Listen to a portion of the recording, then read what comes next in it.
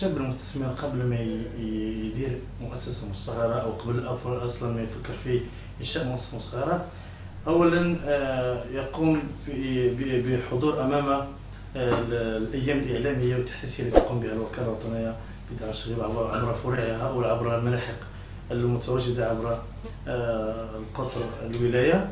هذه الأيام التحسيسية تعرف بالجهاز وتعرف بالأنشطة المتواجدة على مستوى الوكالة الوطنية لدعم الشباب، وهنا تخلي الشاب يعني يدي فكرة على الوكالة، على الجهاز، على النشاط نتاعها، على الأهداف نتاعها، على طريقة التمويل. يعني كل هذا الشيء يشوفوا الشاب أو المقبل على إنشاء مؤسسة صغيرة في الحملات التحسيسية التي تقوم بها الوكالة الوطنية لدعم الشباب في الأيام الإعلامية والتحسيسية التي تقوم بها، يعني سواء على مستوى مكاتب أو دور التكوين المهني أو في المؤسسات أو في البلديات.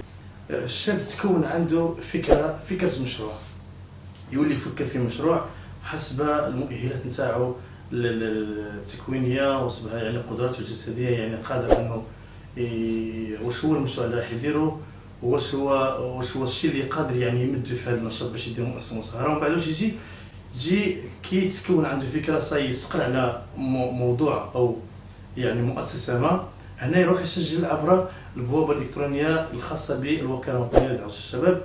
هنا يسجل النشاط نتاعو والفاتوره، يعني واش هو كاع الصوالح اللي يستحقهم في النشاط نتاعو. ومن بعد واش يجي عندنا هنايا عن طريق احد المرافقين على مستوى الملاحق او على مستوى الفرع، يعني باش يدرسوا المشروع نتاعو حسب يعني مخطط الاعمال نتاعو كيفاش يكون، واش هي كاع الامور اللي خاصته في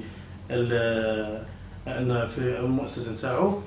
وهذه من بعد واش يدير، ومن بعد تجي تقديم المشروع امام لجنه الانتقاء واعتماد وتمويل المشاريع، حنا نقولها سي اس في اف. هذه المؤسسه يعني وهذه اللجنه تدرس المشروع الشاب المستثمر. في هذه الحاله يعني الدوسي نتاعو او الملف نتاعو او النشاط نتاعو يعني راح يكون اما يتقبل عن طريق اللجنه او يتاجل او يترفض.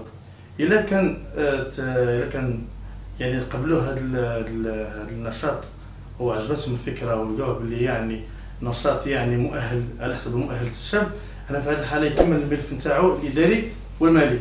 اما اذا يعني تاجل النشاط، يعني الملف نتاعو راح للتاجيل، في هذه الحاله يولي يراعي الملاحظات اللي قدمتها لجنه الانتقاء واعتماد يعني سي اس في اف، ومن بعد يولي الدوسي نتاعو يعاود يتعرض مره اخرى على اللجنه.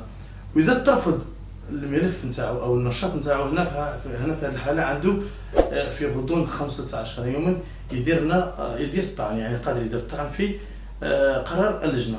قبل ما تجي الموافقه البنكيه لابد على الشاب ان يتلقى تكوين في تقنيه تسيير المؤسسه عن طريق احد المرافقين المتواجدين على مستوى الوكاله الوطنيه لدعم الشباب.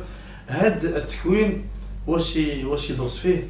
اول يتلقى فيه يعني المحاسبه مثلا كيفاش يدير الميزانيه نتاعو، وكاين ايضا دراسه السوق، يعني يدرس السوق نتاعو مثلا في المكان، يعني اصلا لانه كاين بعض المناطق تكون مشبعه، يعني على الاقل دير السوق، يعني المشروع تاعو يكون في مكان يعني على الاقل يكون كيفاش يستقطب فيه الزبائن وكيفاش يسوق المنتوج نتاعو.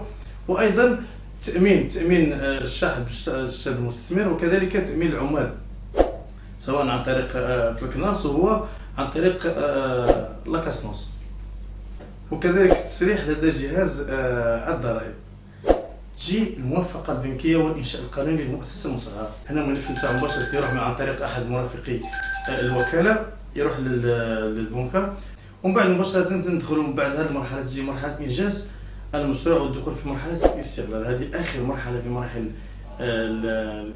مراحل انشاء المؤسسه القانونيه، وهي انه مباشره بعد ما يتمول المشروع تاعو ويجي ويقتني العتاد، مباشره يدخل في مرحله استغلال النشاط ويبدا يمارس نشاطه وتولي مؤسسه قائمه بداتها مؤسسه قانونيه